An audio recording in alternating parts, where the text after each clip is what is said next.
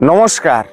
আমরা এখন বড় ধান যে চাষ করেছি তার অনেকেরই কি হচ্ছে থোড় অবস্থায় ধান রয়েছে, অনেকেরই কাইচ থোড় অবস্থায় রয়েছে, আবার অনেকেরই কি হচ্ছে 10 থেকে 20% জমিতে শীষ এই বার হয়ে যাচ্ছে।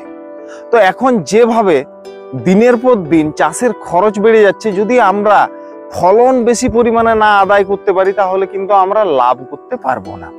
এমনিতেই আপনারা ধান চাষ করতে চাইছেন না, তো আজকে যাদের বিশেষ করে ধান কাইচ থোড় অবস্থায় আছে অথবা থোড় অবস্থায় আছে, অথবা জমিতে যাদের 10 বা 20% ধানের শীষ বার হয়ে গেছে, তাদের জন্য আজকে একটা কম্বিনেশন স্প্রের কথা বলবো।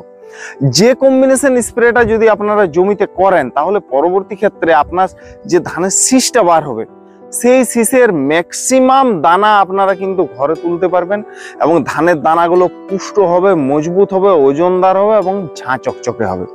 সেটাকে নিশ্চিত করার জন্যই আজকের ভিডিও। আর এতদিন তো আপনারা বেশ খাটাখাটনি করেছেন, যত্ন করে লালন পালন করে আজ ধানটাকে এই অবস্থায় পৌঁছেছেন। এখন যদি শেষে এসে আপনারা গন্ডগোল করে বসেন তাহলে সে অনেকটা তীরে এসে তরি ডোবার মতো অবস্থা হবে। তাই আপনাদের চিন্তার কোনো কারণ নেই। চলুন এরপরে মূল বিষয়বস্তুতে আসছি। আর যারা এখনো আমার এই চ্যানেলটিকে সাবস্ক্রাইব করেননি, চ্যানেলটিকে সাবস্ক্রাইব করুন, ভিডিওগুলো দেখুন এবং ভিডিওগুলো প্রচুর সংখ্যক মানুষের মধ্যে শেয়ার করে ছড়িয়ে দিতে সাহায্য করুন। বন্ধুরা, আপনারা যারা ভারতবর্ষ এবং বাংলাদেশ থেকে আমার এই ভিডিওটা দেখছেন, আমি এখন এই কাইচ থোড় অবস্থায় বা থোড় অবস্থায় বোরো ধানে যে স্প্রেটার কথা বলবো সেটাও কিন্তু যথেষ্ট পরিমাণে খরচ সাপেক্ষ স্প্রে। তাই আপনাদের যাদের সাধ্যের মধ্যে কোলাবে এই স্প্রেগুলো করতে পারেন, যাদের কোলাবে না আপনারা না করলেও চলবে। আপনার অবস্থা অনুযায়ী আপনারা ব্যবস্থা গ্রহণ করবেন। তো প্রথমেই আমরা যে জিনিসটাকে বেছে নেব, এখানে একটা ভালো মানের ছত্রাকনাশক ভারতবর্ষ এবং বাংলাদেশের জন্য। এখানে আমি 5টা ছত্রাকনাশকের কথা বলবো। সেই 5টা ছত্রাকনাশকের মধ্যে আপনারা যে কোনো একটা ছত্রাকনাশক বেছে নেবেন এবং আমন মরশুমে আপনারা যে ছত্রাকনাশকটা ব্যবহার করেছিলেন এই মরশুমে কিন্তু আপনারা ওই ছত্রাকনাশকটাকে চেঞ্জ করে অন্য একটা ছত্রাকনাশক ব্যবহার করবেন। তো এক্ষেত্রে এই যে 5টা ছত্রাকনাশক তার মধ্যে বলবো আপনারা নেটিভো নিতে পারেন। এটা ডোজ হচ্ছে প্রতি 15 লিটার জলে 10 গ্রাম, অথবা ভারতবর্ষের জন্য বলবো ট্রাইকলার নিতে পারেন এই ছত্রাকনাশকটা। এরও ডোজ হচ্ছে প্রতি লিটার জলে 1 ml, এবং এই ট্রাইকলার বাদ দিয়ে আপনারা এমিস্টার টপ নিতে পারেন। এর ডোজ হচ্ছে প্রতি লিটার জলে 1 ml। এটা ভারতবর্ষ এবং বাংলাদেশে উভয় জায়গাতে পাওয়া যায়। নেটিভো ভারতবর্ষ এবং বাংলাদেশে উভয় জায়গাতে পাওয়া যায়। বা সেল্টিমাটাও ভারতবর্ষ এবং বাংলাদেশে উভয় জায়গাতে পাওয়া যায়। সেল্টিমার ডোজ হচ্ছে প্রতি লিটার জলে 2 ml, ঠিক আছে। অথবা বলবো ভারতবর্ষের জন্য টাটা আয়ান, এর ডোজ হচ্ছে প্রতি লিটার জলে 1 গ্রাম।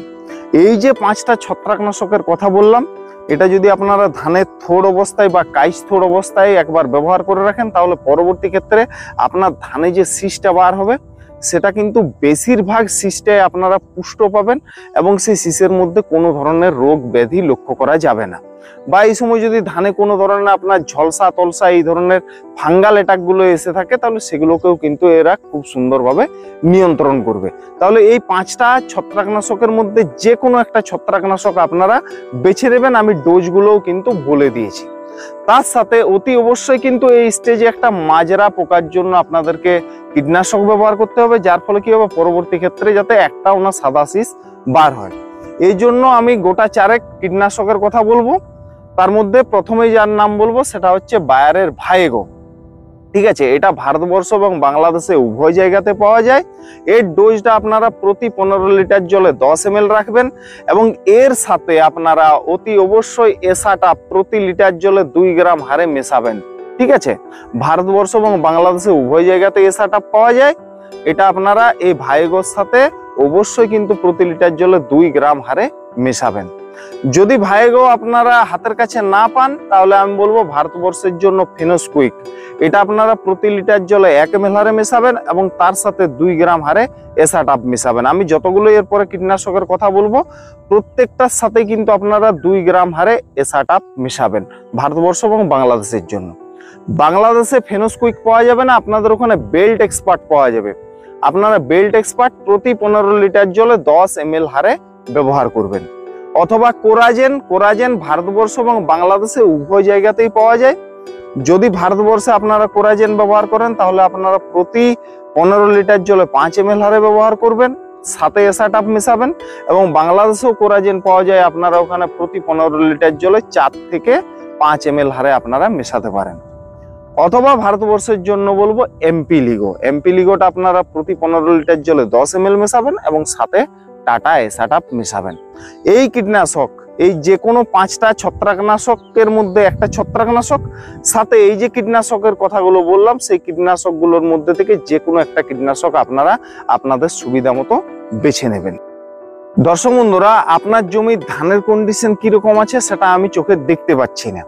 তো যাদের ধানের গাছের অবস্থা বলবো ভালো আছে, তারা কি করবেন, এই যে ছত্রাকনাশক আর এই যে কীটনাশকগুলোর কথা বললাম সেগুলোর মধ্যে থেকে আপনারা একটা একটা বেছে নেবেন এবং তার সাথে বোরন প্রতি লিটার জলে 1 গ্রাম হারে মেশাবেন এবং তার সাথে এরিজের ক্যালপ্রো, এটা আপনারা প্রতি 15 লিটার জলে 25 গ্রাম হারে মেশাবেন। ঠিক আছে, এটা যাদের ধানের গাছ খুব সুন্দর রয়েছে তাদের জন্য এই কম্বিনেশনটার কথা বললাম। এছাড়াও যাদের ধানের জমিতে কাইচ থোড় বা থোড় এসে গেছে কিন্তু গাছ দুর্বল রয়েছে, ঠিক আছে, তাদের জন্য বলবো আপনারা যে কোনো একটা ছত্রাকনাশক ব্যবহার করুন, তার সাথে একটা কীটনাশক, তার সাথে বোরন আপনারা প্রতি লিটার জলে 1 গ্রাম হারে, এই 3টে উপাদানকে একসাথে মিশিয়ে আপনারা তাড়াতাড়ি জমিতে স্প্রেটা করুন। এবং এই যে স্প্রেটা করবেন তার 2 দিন পর আপনারা ওয়াটার সলুবেল এনপিকে 05234 ভালো ব্র্যান্ডের, এটা আপনারা প্রতি 15 লিটার জলে 60 থেকে 75 গ্রাম, 60 গ্রাম নিলেই যথেষ্ট, 60 গ্রাম নেবেন। এবং তার সাথে এরিজের ক্যালপ্রো, এটা আপনারা প্রতি 15 লিটার জলে 25 গ্রাম, দুটোকে একসাথে মেশাবেন। যদি এই এরিজের ক্যালপ্রো না পাওয়া যায় তার পরিবর্তে আপনারা ইসাবিয়ন প্রতি 15 লিটার জলে 25 ml হারে মেশাবেন। যদি ইসাবিয়নও হাতের কাছে না পান তাহলে কোয়ান্টিস, এটা আপনারা প্রতি 15 লিটার জলে 40 ml হারে মেশাবেন। তাহলে 05234 সাথে ক্যালপ্রো, যদি ক্যালপ্রো না পাওয়া যায় তাহলে ইসাবিয়ন, যদি ইসাবিয়নও না পাওয়া যায় তাহলে তার পরিবর্তে হিসাবে কোয়ান্টিস। এই কম্বিনেশনটা কিন্তু আপনারা তারপরেই কিন্তু 2 দিন পরেই স্প্রেটা করবেন, তাহলে দেখবেন পরবর্তী ক্ষেত্রে ভালো ফলন পাওয়া যাবে।